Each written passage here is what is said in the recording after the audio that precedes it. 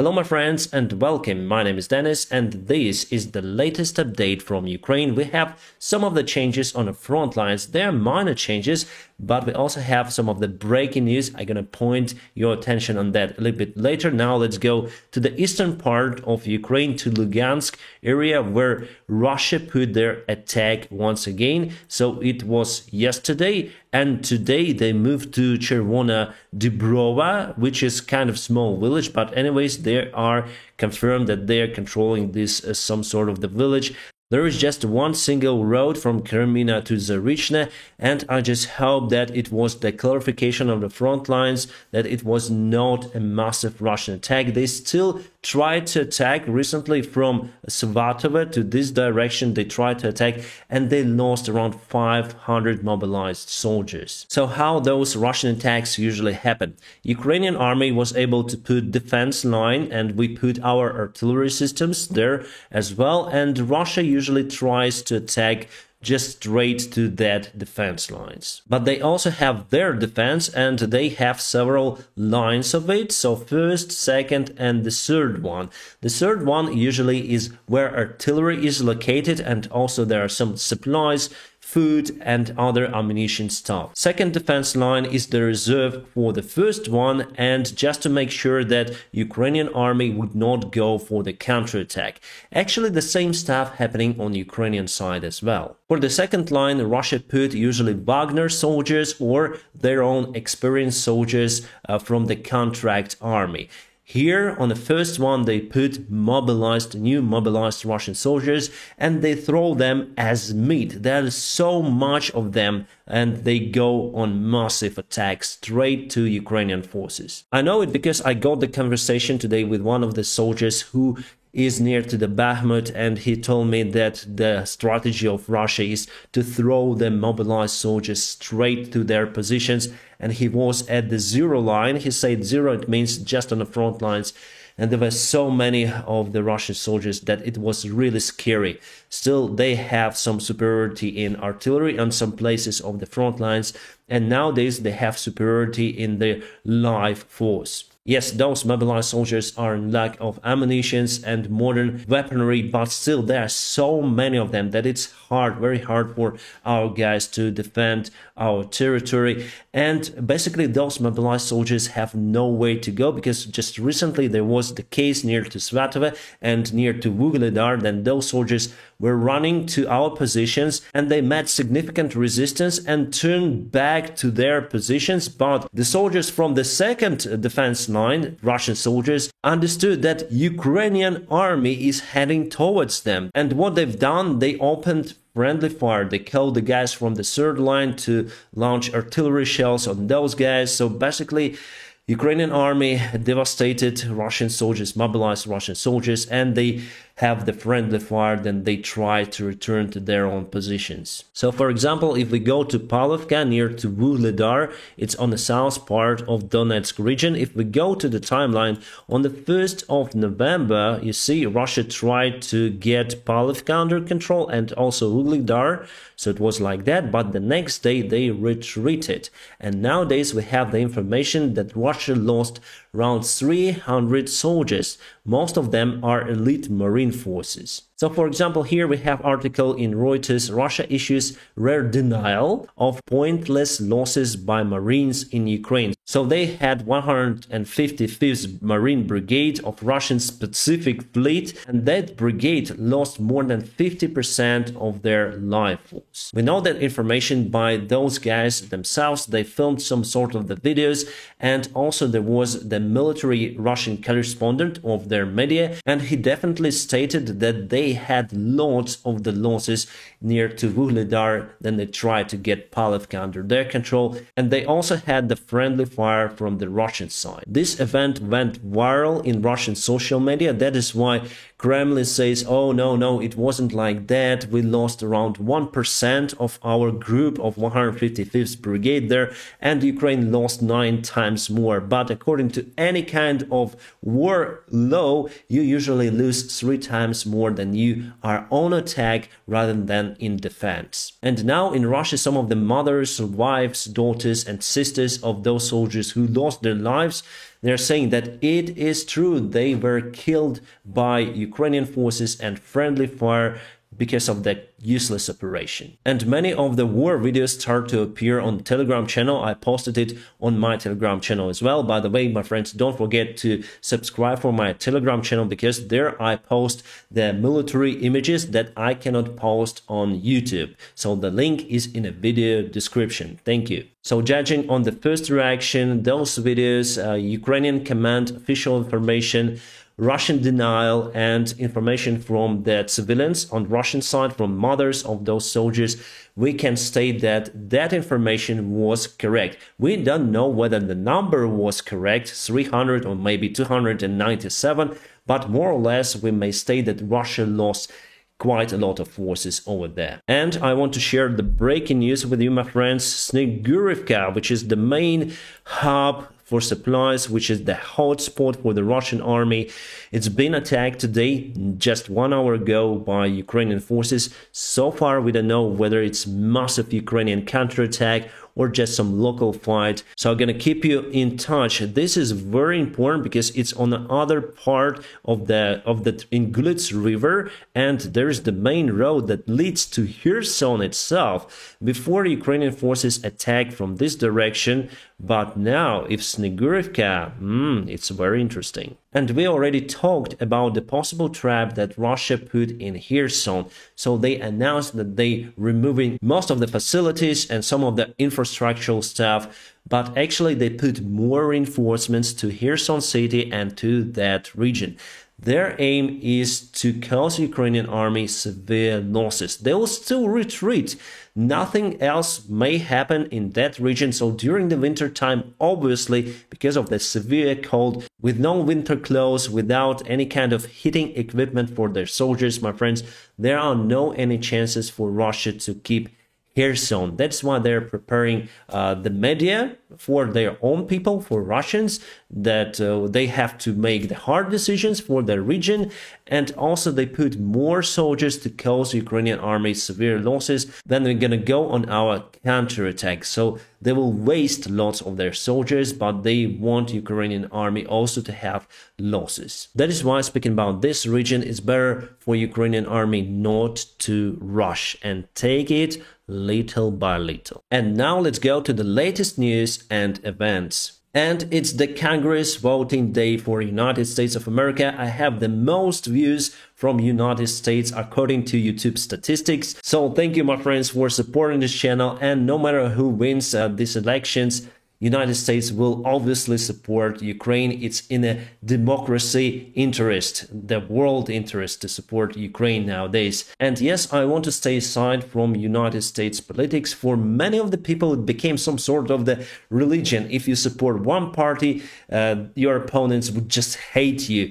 So I don't want to be that guy, and I wish you to love your opponents. Because what concerns me the most when I look at your country from a side, I can judge that obviously your society, the American society, is divided compared to what it was around 10 years ago.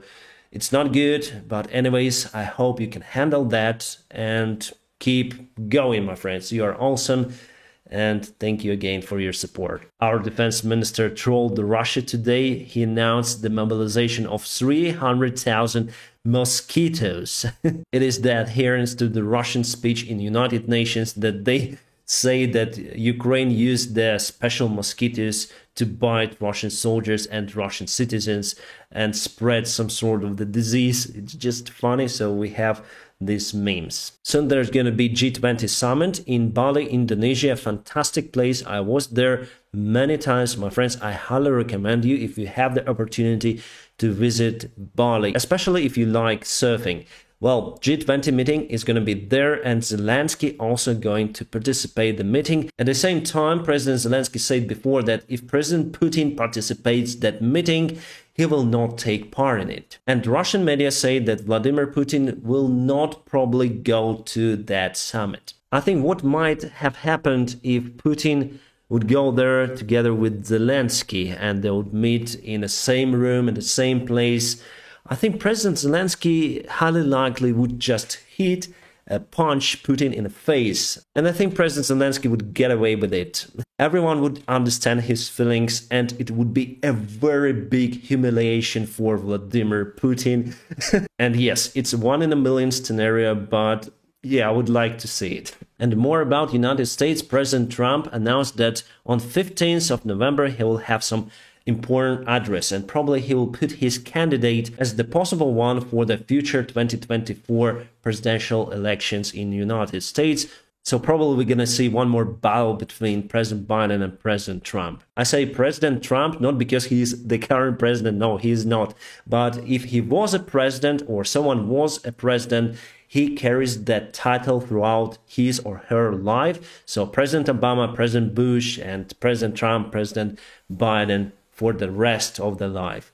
All right, probably Antonov Design Bureau watched my yesterday's video where I say that it's useless waste of money to build Antonov 225 at this current state that we are in a war. So they released a new statement saying that they are not wasting funds right now. They are thinking how to build the airplane. So they're drawing some everything, calculating how it should be. And yes, probably in future we'll have this airplane flying again. It's going to be a real morale boost, but only after the war is over, my friends. Anyways, the airspace is closed in Ukraine. Yes, we have still some of the airplanes from Antonov flying, delivering goods from United States to Poland and other stuff. But those goods finally appear in Ukraine with the help of the lorries or trains. And Mriya is not that efficient or effective compared to Ruslan Antonov 124, which is the bestseller. We had some news today that Iran is going to execute 14,000 people that they imprisoned during the riots in Iran, and some of the MPs voted for that, so 227 from 290 MPs. But I still think that article wasn't translated correctly. For example, here in the CNN article, lawmakers call for protesters to be taught a good lesson. Good lesson doesn't necessarily mean execution. Obviously, Iran do have that penalty, and before they used it quite a lot of times. Many of the countries and international organizations called Iran to get away from that kind of penalty, but still they continue to use it. Yes, it's the big threat for those people who were imprisoned during the protests. Obviously, not 14,000, not all of them are protesters themselves, and we should have the reaction from the world on that stuff if the information about the possible death penalty would be confirmed. Some of the war rhetorics from China again. China's army must be ready for military action, said the leader of China, Xi Jinping. At the same time, Taiwanese president said that the invasion is real and this could happen to us in the future. It's the real threat, not a rumor. So you see the tensions are increasing, intensifying in that region. It could be the beginning of the World War III, hot stage of it. And probably Russia may unite with China, with Iran and North Korea, creating this kind of huge bloc of the countries. On the other hand, there are lots of their allies on the counterpart, United States, Taiwan,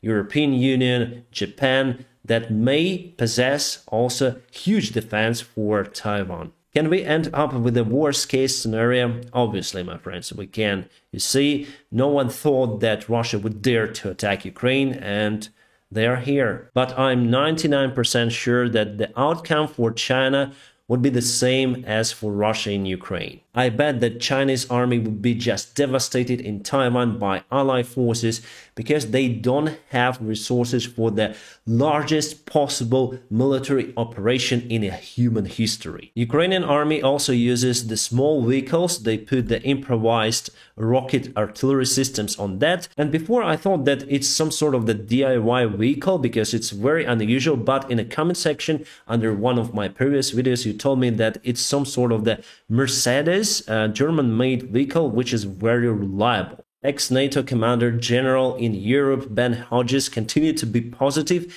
and he said that the fighting for Kherson will continue for a few weeks. After that, Ukraine will take that city, and he also said that Ukraine will gain back all of the occupied territories next year. Very optimistic forecast from the ex-NATO general. And Russian Foreign Ministry begs for negotiations with Ukraine. They just want to secure the territories that they took. And before they say no talks with Ukraine until demilitarization, denazification and everything. And now they propose just talks with no any kind of other concerns.